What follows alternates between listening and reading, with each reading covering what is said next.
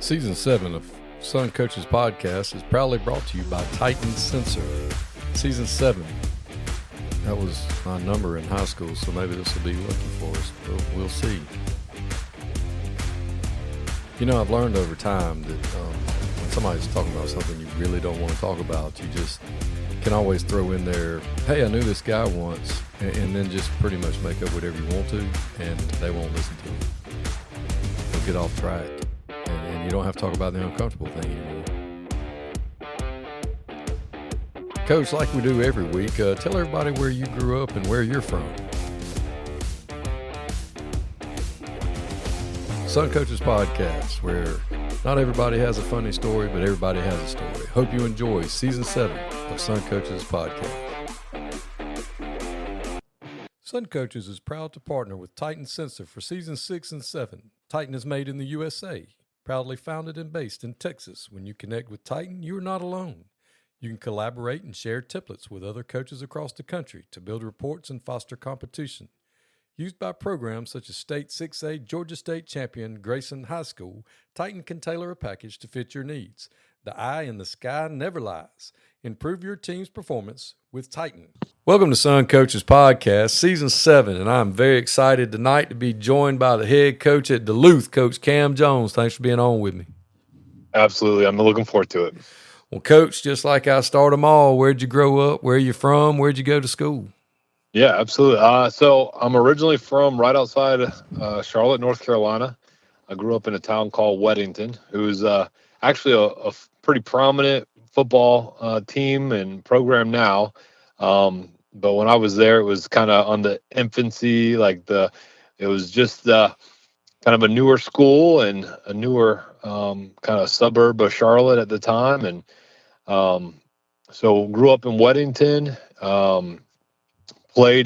actually had the unique experience of playing for at 3 different high schools. So I went to private school as a freshman at Charlotte Catholic, played with under Jim Odo. And then as a sophomore, they were running the wing tee, and as a quarterback chasing the spread, I decided, we thought it'd be good to go back to kind of the home school area where I was living, and went to Weddington. And, there had the experience. Ed Susi was my head coach. And actually, funny story there, I think, Tino Sinceri was which is his dad, Sal Sinceri, is a NFL and college D-line coach. But Tino and I played quarterback at Weddington, and we actually both ended up leaving after our junior year. He ended up going to Pittsburgh Catholic, and we moved kind of across the county, went to Porter Ridge High School, and played for Bill Geiler, who was leaving Independence High School, which at the time had the longest public school win streak in the country. So that was I wanted to kind of get that experience. Was opening a new school at Porter Ridge.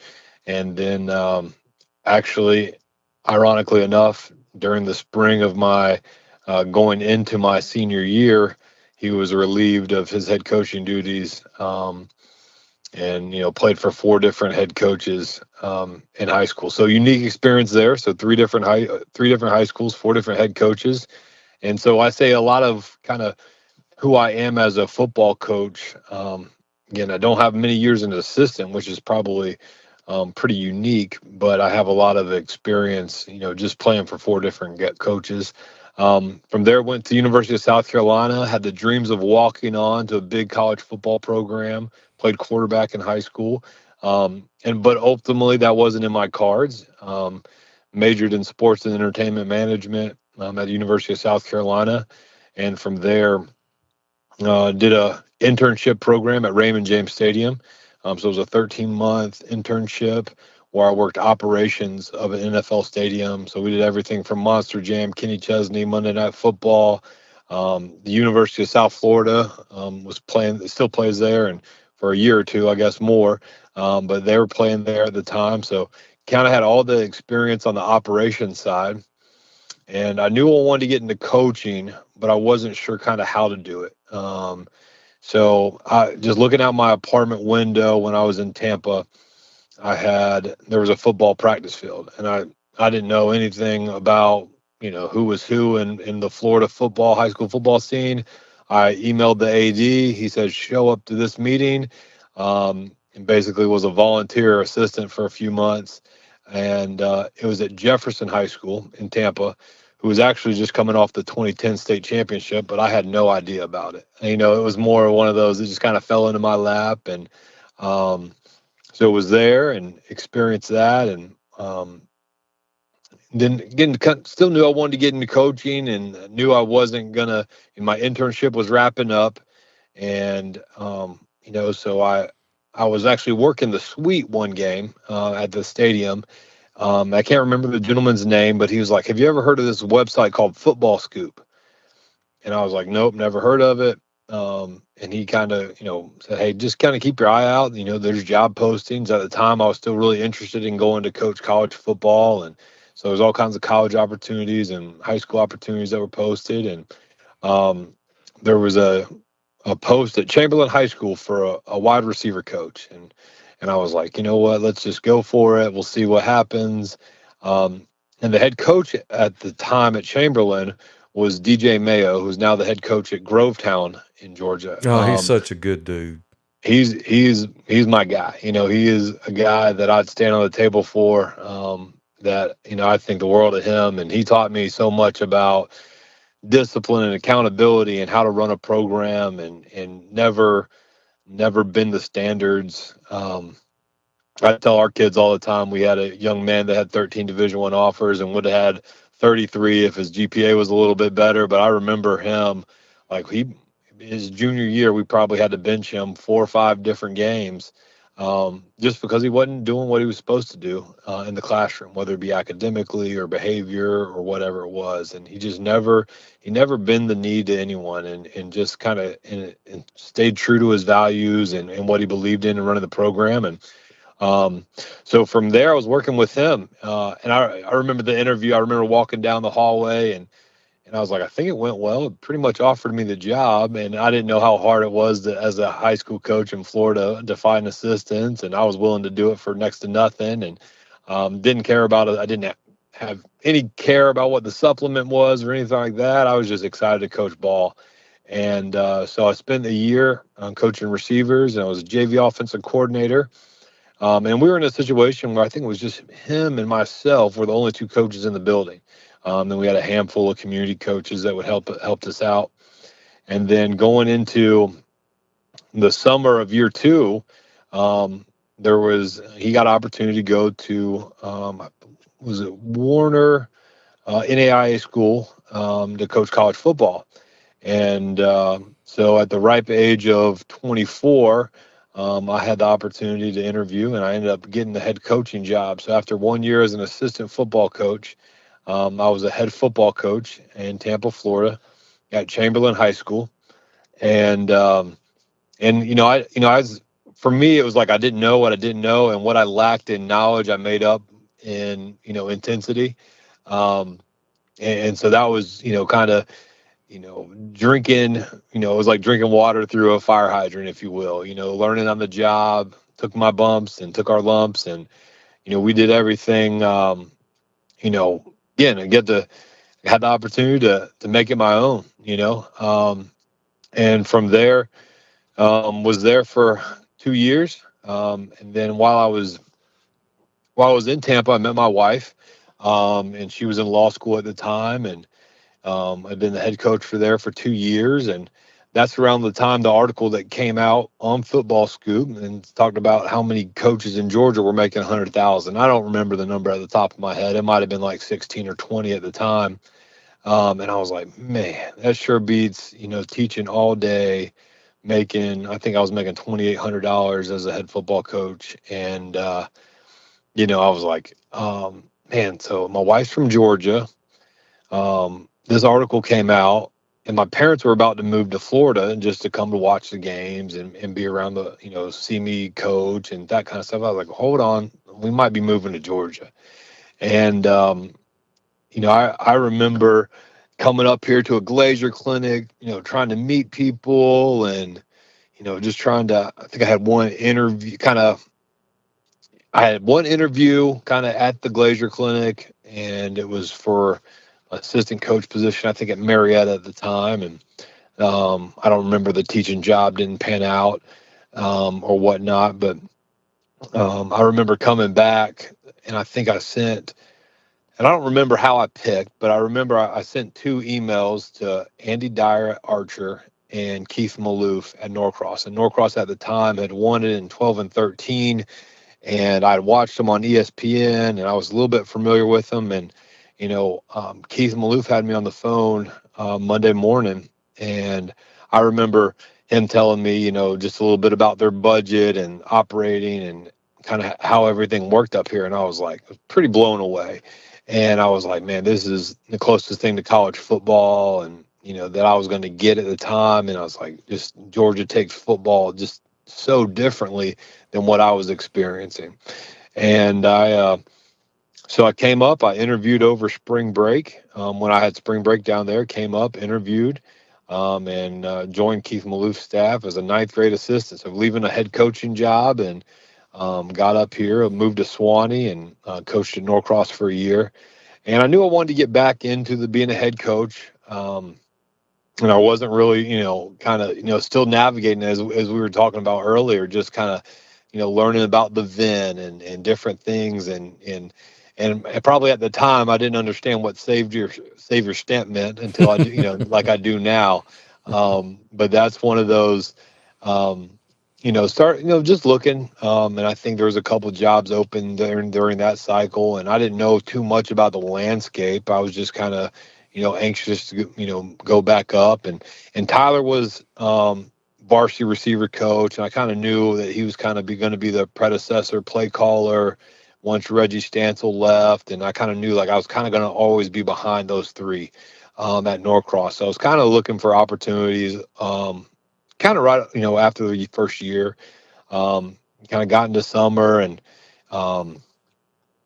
Jim Schofedy, he was actually teaching at Norcross, and we kind of connected. And he was actually coaching, I believe, at Marist at the time. And he was like, "Hey, have you ever thought about, I think Lakeside DeKalb had opened up pretty late," and I was kind of, maybe I'll throw my hat in there. I didn't know anything about, DeKalb or Gwinnett. It was just, I was a new guy up here and anxious to get a head coaching job again. And so Lakeside DeKalb opened late, and I was like, well, I'll just shoot my stuff over there and see if anything bites. Or didn't, kind of was a little bit naive to the process in Georgia and how competitive coaching positions were. And got an opportunity.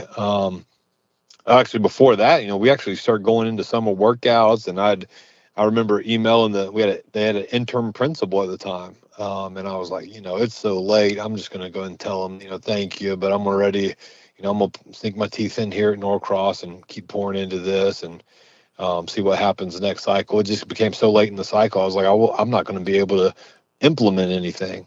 I think it was going into dead week or right about there. And I remember we were actually going out of town. My sister-in-law now was getting married, and I was like, they actually called me back and said, Cam, would you come in and interview for it? And I'm thinking, goodness, it is, it's almost the end of June. I've seen them at some passing leagues. I was like, man, they got a couple good looking kids. I was like, I might be able to do something with that. And I was like, basically I talked myself into interviewing, and kind of, I think I might have been, they just wanted to have more than one person interview at the time. I think it was the kind of the, what I found myself in. And then I did good enough at the interview and ended up, being offered the head coaching job at Lakeside DeKalb. And this was like kind of over dead week. And I remember like trying to put a staff together super late and trying to get recommendations for guys up here, because I really didn't know many people. So that was a challenge. And I remember it was probably the first week of summer workout. So I'm leaving Norcross, and I think at the time we probably had 168 kids or 160 plus kids doing summer workouts, and Lakeside DeKalb had moved into that region with that lower Gwinnett region at the time, and I had 33 kids at workouts, and I was like, "Good Lord, like this is gonna be tough." Um, and so again, it was just kind of I didn't know what I didn't know at the time, kind of learning Georgia, but tried to coach my tail off and surround myself with good coaches and good people, and just try to instill kind of some Gwinnett mindset into how we worked out and how we practiced and things I had learned from Keith and Coach Mayo, and kind of put those things in place, and was there for 2 years, and from there had a connection, and it was I guess it was going into the 18 football season. Grayson had posted for a receiver coach job, and I was like, man, and this is when Grayson was pretty loaded, and Grayson's always got talent, and they were primed to make a pretty competitive run, and thought it would be an opportunity to get closer to family, a little bit, get back in Gwinnett, and be kind of one of those top tier programs. So decided to make that move, and had an opportunity. Was there with Coach Honeycutt for a year, and again, a lot to learn. Another kind of opportunity for me to kind of see how these championship programs were ran. With Coach Honeycutt having the long pedigree and success when as an assistant at Buford, and again to just see the talent and the commitment from administration at Grayson, it was definitely eye opening. And it was one of those situations I was like, man, I'm an assistant, but I'll stay here as long as they'll keep me. I had a great day job. I was in PE, coaching receivers, enjoyed having a position group and doing that again. And, we made the third round of playoffs. Coach Honeycutt takes I think it was the Villa Rica job. And, it wasn't too long after there kind of experienced one of those coaching changes that we talked about before we started, where it was, I knew Carter a little bit just through clinics and things of that nature. But ultimately, how everything fell out, it was ultimately they needed the spot, and kind of learned that the hard way, maybe a little bit naive on my end, kind of going through that. But they had pretty much needed my spot, and from there I was like, man, I knew I wanted to be a head coach again. There wasn't too much open. Then Duluth opens kind of late, and I was like, well, let me put my name in the hat and see if anything develops. And I knew I was looking, and I had reached out to a couple other coaches in Gwinnett County as, possibilities, and, interviewed at Duluth, and been fortunate to serve as a head football coach there now for 7 years. And we've had some success, some ups and downs, some growing pains, some learning, and but it's been a really good experience. And that kind of fast forwards us. I guess year 2, we had the first winning season. I can't remember off the top of my head. I think it was about 26 years. Year 3 or 4, we made the playoffs for the first time, in about 35. So again, kind of got over that hump, but we still have work to do, and we're still building and going after it every single day. And now we're sitting here in year 7. So it's the longest I've been anywhere, but it's been, Duluth's got it's a unique place. It's a good, mix, and you got, it's just a good feel at the school, if that makes sense. There's a lot of people, a lot of teachers that want to be there, that believe in the culture of the high school, and it's kind of one of those older campuses in Gwinnett County, but it's a special place, and administration's been good, and my athletic director's been fantastic. So that's kind of where we're at today. Man, that's a lot to unpack. That's awesome. Yeah. And here, I got something for you. This is what's so great about the coaching profession, all right? Especially in the state of Georgia. All right? You played with Sinceri. Yeah. Right? I'm going to have to put you in touch with the principal at Temple High School, Seth Rogers. Okay. He's married to his cousin. Is that right? Yeah, his Sal is her uncle. Okay. All right, so there's that. All right, Jim Shofty's one of the best humans I've ever met.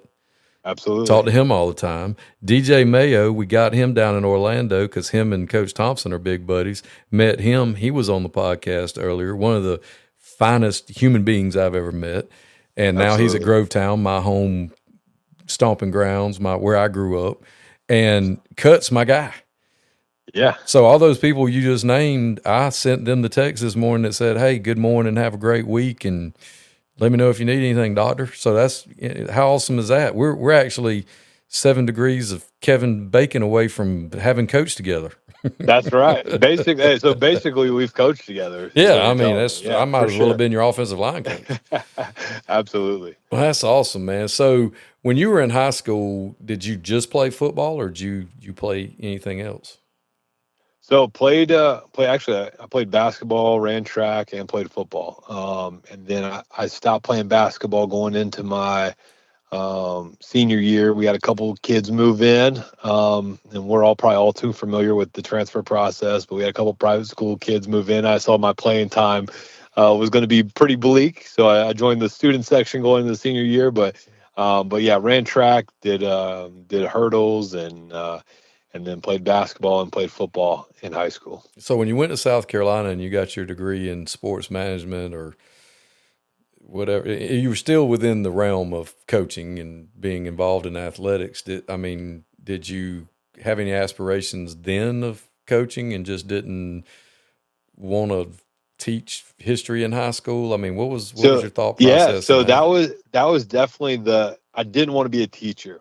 I think it was just more of a stigma. Like, I didn't want to, everyone says teachers don't get paid enough, and there's definitely some truth to that. But I think I was just afraid of that aspect of it, right? Like choosing a profession where you're not going to have financial stability. And so there's a lot of resistance on my end from doing education.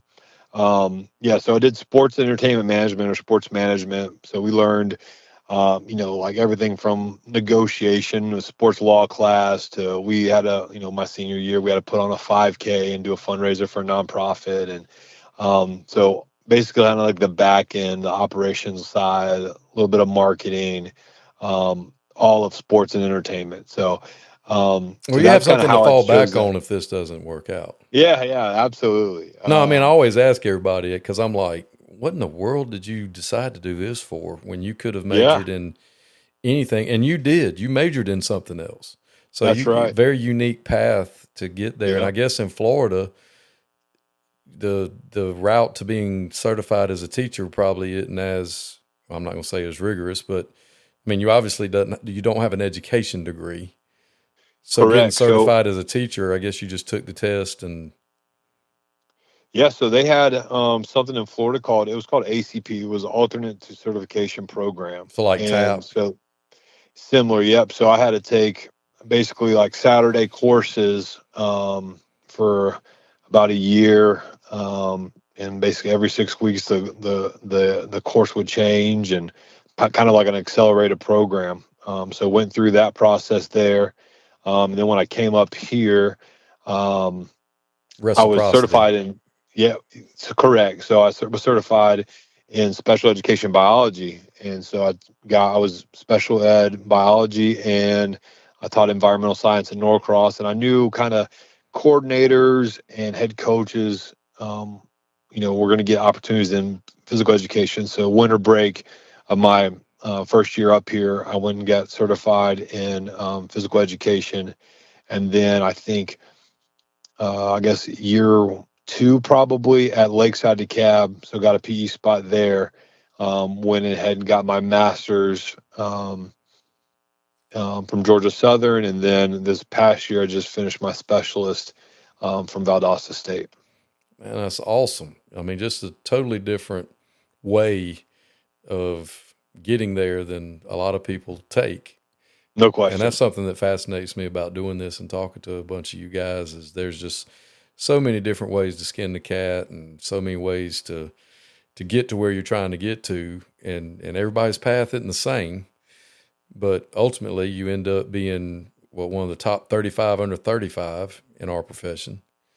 I know you got recognized for that at some point in time.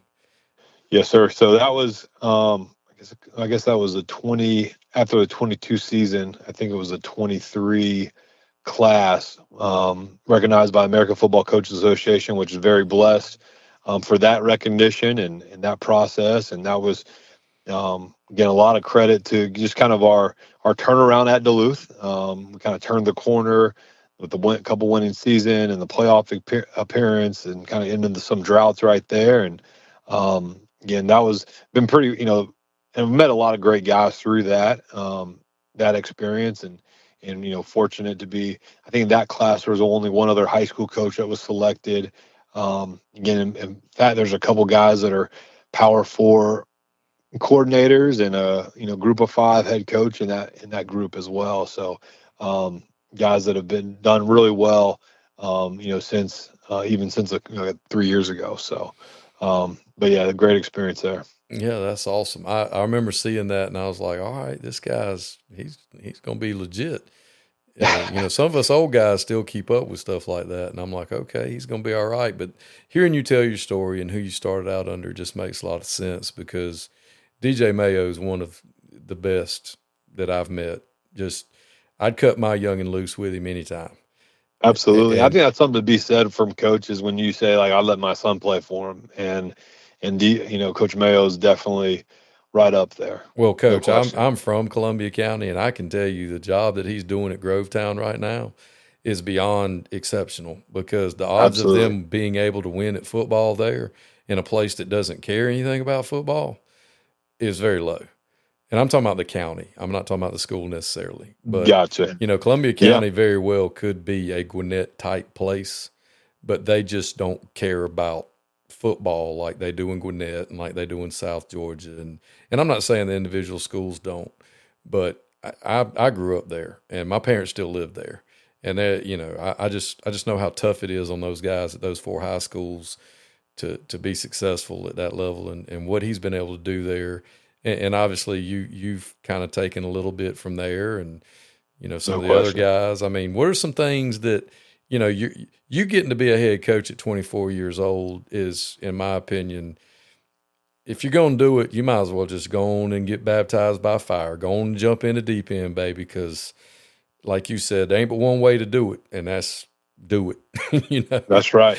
And Yeah. so, I what are some mean, things that changed between your first head coaching job and, say, Lakeside DeKalb? Like, what are some, what did you change? yeah. Weight room or staff requirement, or as you were building your idea of how you wanted your program to be? Yeah. I mean, I would say, everything evolves. Like, even like I consider myself a better coach this year than I was last year.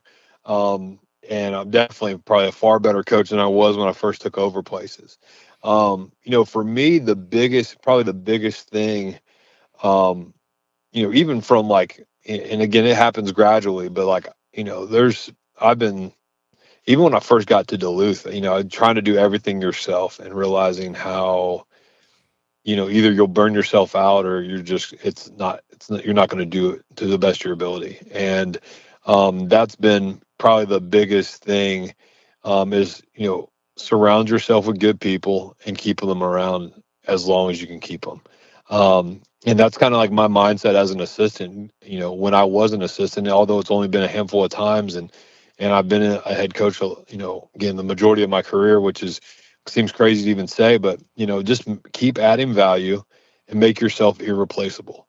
And that's the kind of mindset that I took every time I took an assistant job. And then, just for me, the power, whether you say delegating or empowering or whatever buzzword you want to use, like, that's the biggest thing for me, even to this year, is kind of like, I got to do, like, if I got to get my max capacity out of my assistant coaches, in a good way. And I'm not like, I'm a family first, like, I'm a dad first. I'm like, I had dinner with my daughter. I gave him bath tonight. Like, that is like, I'm a dad first. And like, if any coach has a conflict with family, I say family first is my response. And I truly believe that. I don't want to give coaches a hard time if they got a family event or a conflict that comes up.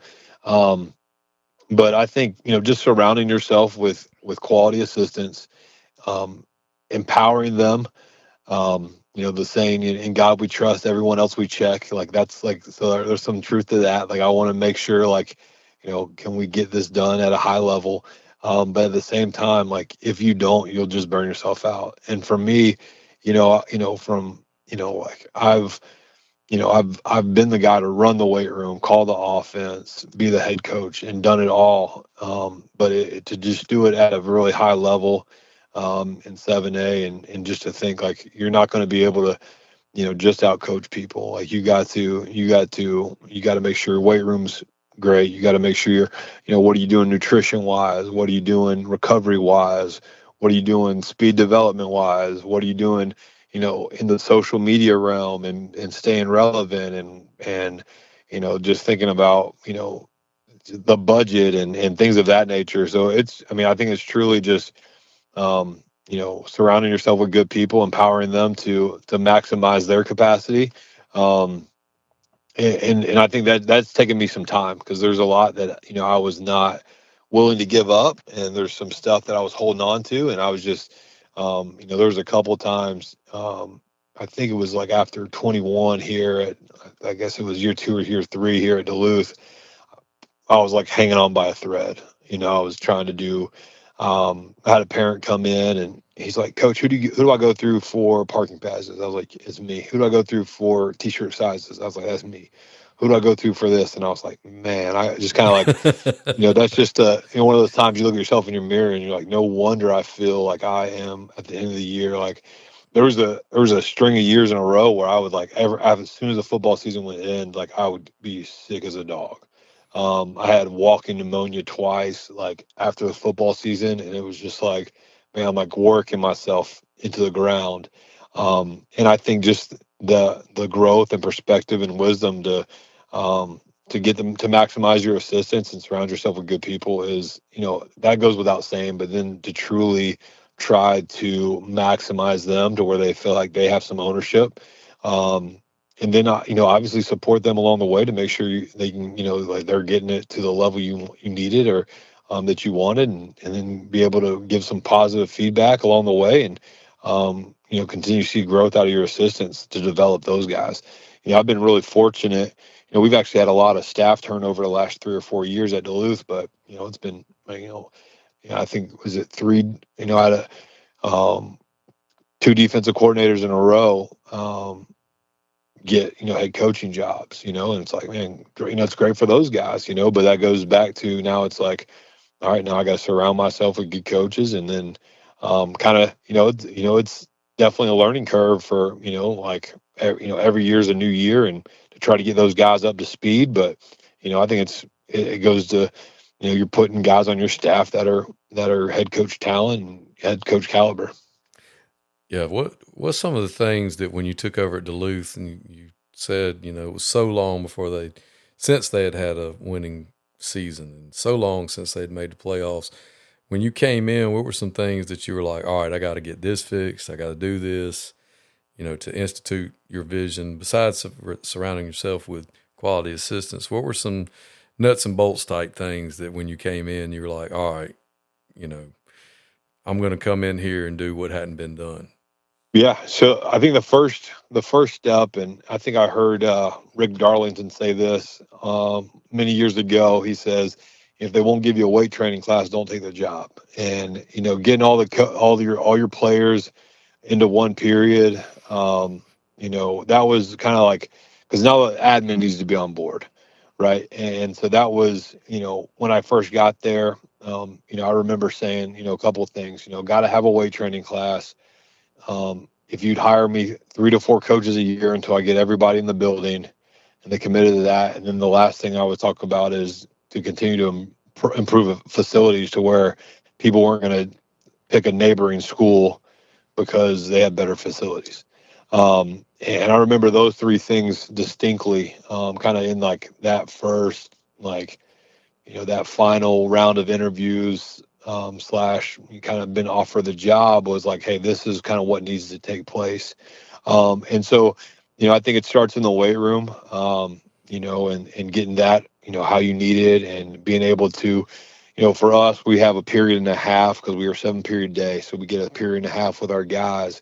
But it allows us in season to be able to watch film, to get a lift, to run, to do study hall, to do character education, and to do all that without, turning into, hey, we're going to keep you 4 hours or 4.5 hours after school. So that allows us to be efficient after school, and ultimately allows you to be a better husband and a father when you're able to get home for bedtime. And I think those are probably the biggest thing is getting the weight room right, and then continue to we've our field house. I'd put it up against anybody in Gwinnett County, and we've wrapped it and got the light up signs and movie theater chairs and all this stuff. Like, I want to give our kids the best of everything. So when we say, I want to, I truly want to provide our student athletes with the best high school football experience possible. And I don't want them to think they can get, a better experience anywhere else. In Florida, for example, I remember staying out till 2 a.m. on a Thursday night to paint the field, because in Florida, our county wouldn't pay for our field painting, and we didn't have any parents volunteer or anything like that. I mean, it was very kind of in a low income city, area. And so I remember being out at 2 a.m., taking a projector into the press box and putting it down on the field, and having, me and my coaching staff outline our logo and fill it in, and I just thought, like, what kind of high school experience wouldn't have a full painted field, right? And just to provide the little things, and now we're able to do it at a bigger scale up here with more resources in Georgia, and again with our field house and what our players are, being afforded is, one thing I remember saying at Lakeside to Cab, was if we don't have the best of everything, we make the best of everything we got, and that's something we truly even believe now. And right now we're working with our athletic director to now it's the arms race of the video board in Gwinnett County, and who's got this and who's got that, and you're starting to talk about, we've got to raise $500,000 and those kind of things. So everything's just a bigger scale. But going back to, I guess, the root of your question is, I think it starts in the weight room.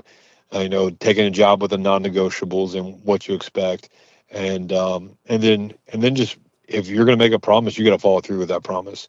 Both as the head coach and then it's been fortunate. We were able to begin to get competitive financially. We talked about that. When I first took over the program, and I'm meeting with the parents that were kind of running the booster club at the time, it's like, if you want to play 15 games, you got to have the money to play 15 games. And if you want to be, if we want to talk about, providing, nutrition and snacks after workouts, and whether it's PB&J, chocolate milk, protein, whatever it is, like, those things take money. And, so I think, but I think it all starts with, starts with the weight room, and then having the proper structure in place and admin on board. And I think, you start moving the needle, and people start rallying around it and getting excited about football, and then lots of things are possible. Well, one thing this definitely comes into play in your situation, we talk about the hyper competitiveness of high school football in the state of Georgia. Well, you're in the hyperest, that ain't a word, the most hyper county in the state. So you're in a microcosm of how you have to stay relevant. You've got to promote your program. You've got to market your program. You've got to recruit your roster, because you're in Gwinnett County, and it's known nationwide that it's one of the best counties for high school football in the state of Georgia. And not being at a traditional, Parkview, Brookwood, Buford's in Gwinnett County, but it's not part of Gwinnett County schools, but everybody knows where it's at. You're having to deal with that year in and year out. And, no question. And providing that experience for those kids, like you said, it takes more than just, let's talk about it, Absolutely. I mean, when it comes time to slap leather, somebody's got to cut a check. That's right. And for you to be competitive, I mean, I'm sorry, I'll just call a spade a spade. I've never coached up there. I'm not going to. I hate Atlanta. But yeah, if you're gonna get in there and be a big dog, then you're gonna have to do big dog things. You can't just absolutely talk about it. And your vision and coming in there, and I've watched over the past 7 years, how you market that program and market your kids is just a testament to you wanting to provide a good experience for them.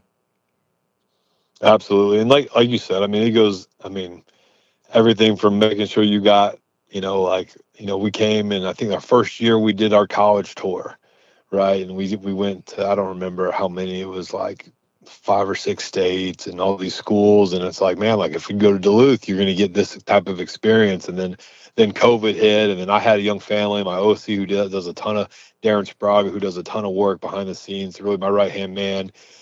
He had a newborn, and we kind of put it off. And then this summer again, we kind of kicked it off again. Did the college tour again, and I think we hit 14 schools. So that's aware, and but again, it's providing experience and having those, part of it too. It's like, man, there's time together, and both, we actually took a charter bus this year, and where those kids are bonding and growing and bringing that team closer, and then not to mention, you have again, getting your kids on campus, and hey, Duluth's doing this for their kids, and I think that's a big deal. And then on top of that, it's like, yeah, we're going to have a camera guy come with us and make sure we're promoting it. And then do you have a camera guy for your 7-on-7 and all this stuff? So I think it's, I think you have to, we lean into it a little bit, and I think we have to embrace it in the social media time and doing that kind of stuff. So, I think it's big because I think, like you said, like it goes back to, are we providing the best possible experience? And I don't want our kids to think, hey, I could get a better experience anywhere else, because I want to, again, provide our kids with the best. Yeah, and I think providing them with a good experience is at the heart of what our job is as high school coaches. We can't guarantee you we're going to win a state championship. There's only going to be 7 of those in the state of Georgia in GHSA, or 8, and I can't guarantee you we're going to do that. But what we can do as coaches is guarantee that we're going to provide you with a good experience, so that when they're our age, my age, your age, they look back and they go, man, I enjoyed playing high school football. And man, we got to do this, and I got to go here, and coach did everything he could to make sure we had. And we don't get that right now from these kids, but they do come back, and they will come back and be thankful of the experience that you provide for them. And to me, that's the most important thing, is just because we can absolutely guarantee that they're going to have a great experience. Absolutely. And I think too, it's like, and now, I've had, players, I got 2 former players that are coaching with me. And that's been, it's been fun, and to see them. And then, I got players with kids now, which I thought, when I first started again at 24, it's like I was only a couple years older than them. And now it's to see them, like, again, I have adults that I've coached now, and it's to see that and to see them come back. And, and one thing we talked about too, is just that even at Duluth, it's like, man, I want them to want to come back, and I want them to want to feel a part and want to be so proud of, of Duluth, and want to be, see our field house and be like, and I tell them, like, we have nice stuff because you guys laid the foundation.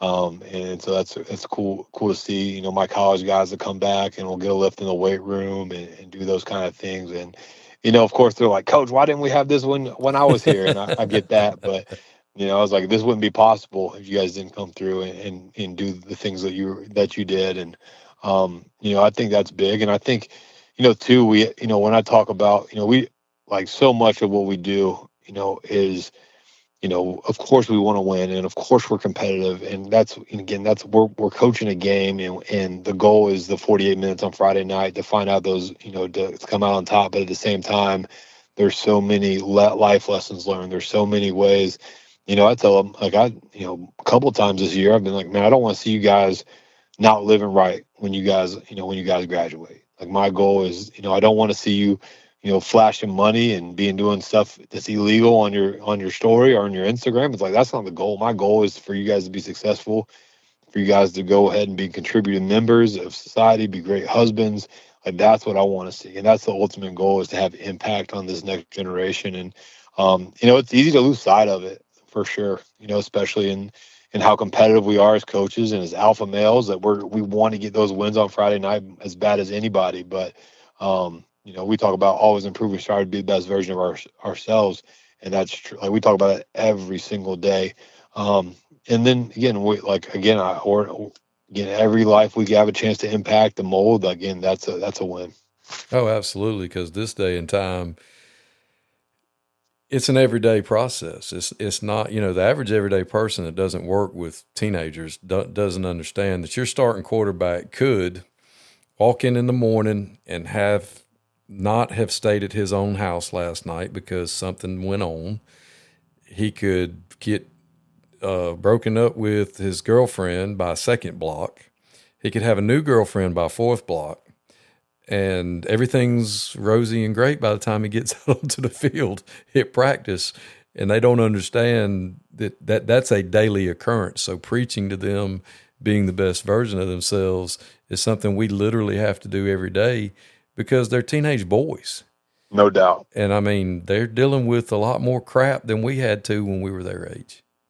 And that, I mean, even with you rattling that stuff off, it makes me think, man, like maybe I need to make my game plan a little bit more simple this week. You know what I mean? Like, I'm like, golly, maybe we should shorten our menu a little bit, but they can handle it. Yeah, but like, like so much high school football is not being yourself. You know what I mean? Right. Yeah. And being able to keep it simple and being able for them to digest the game plan with all these things going on in their lives and be able to execute at a high level and not make mistakes. And again, like certain areas might have, I'm sure that, again, they have different distractions, but, like is power going to be on at the house? Who am I, whose couch am I sleeping on? Is, like those things, like, what's for dinner? Who knows? Like those things, like, oh yeah. It's one of our challenges that, we have kids that have, all kinds of stuff going on. And building relationships with them is important so that you understand what they're going through and that they're going through it and know who to push and who not to push. And I guess that's where leadership councils and things like that come into play, especially at a program the size of yours, where you can't necessarily, if you gave 2 minutes to every one of them a day, that'd be a lot. That'd be 5 hours. Yeah. That'd be 5 or 6 hours worth of time. And you got to teach, you got a program to run. I'm not saying you don't have relationships with the kids, but you know what I'm saying. That's when you lean on your assistants and some of your team leaders to help you out. And you're like, hey man, what's wrong with, so-and-so, what's going on? Come in, let's talk about it. And mental health being a big thing these days that I never in my life would have thought I would even think about because I just wasn't raised that way, but it's a thing. And checking in with those kids and checking in with your people and making sure they're doing good is just something that I saw on Football Scoop today that the guy that's the interim at Oklahoma State now, that he was a high school coach, and he's like, man, being a head high school coach is way harder than this. And I was like, yeah, you tell him, doctor. No doubt. I think about, like, one thing I say is, kids are more connected than ever, but they're also more disconnected than ever. And so like just creating and then hiring coaches, I use the term kid magnets. Like what coaches have kids that gravitate to them, that want to, that want to text them, that want to ask them about their weekend and those kind of things, like, and tell them about stuff going on in their lives. Like that matters, right? Like having those coaches, and then making sure you're keeping the pulse on your team through, like you said, like a leadership council. We have something at Duluth, we call it the Catalyst, and it's a group of young men that essentially are influencers of our program. So, well, what are some things you would say to a young coach, some advice you'd give them as they enter the profession, or if they think about if they're thinking about entering the profession? What are some things as someone who jumped in the deep end at a very young age? What are some things you would offer as advice to that guy that wants to be a head coach one day? Yeah. So again, not that I have the perfect blueprint, but I think there's definitely, there's probably two distinct ways to go about it. It's either you kind of jump in right away and take your lumps, or you go to a well-respected program or coach and kind of bide your time. And I think those are probably when you look at some of the top programs in Georgia, a lot of those guys have kind of really invested in the program and been there for a while. And I probably, the fast track isn't always the easiest track because I think, I probably, I've kind of fast tracked into a head coaching role. I've been a head coach the majority of my career. I'm a better head coach than I would be I think a year one, but the type of program that you're chasing. I have, I've talked to a couple of coaches last couple off seasons that kind of chased positions a little bit, and I was like, you got to be careful. And, I think as men and as alpha males, we think we are fixers. But some places aren't always as fixable as others. So don't be a Picasso with no paint. Like if you got all this talent, but you don't have anything or a framework to work or execute that talent. I think, so it's definitely, it's chess, not checkers. I think it's every job you take or think about taking, understand like what opportunities this job could provide. And then what's your ultimate goal? Because it's competitive as heck to get a head football job. Just experience that. Actually, we've referenced Coach Mayo.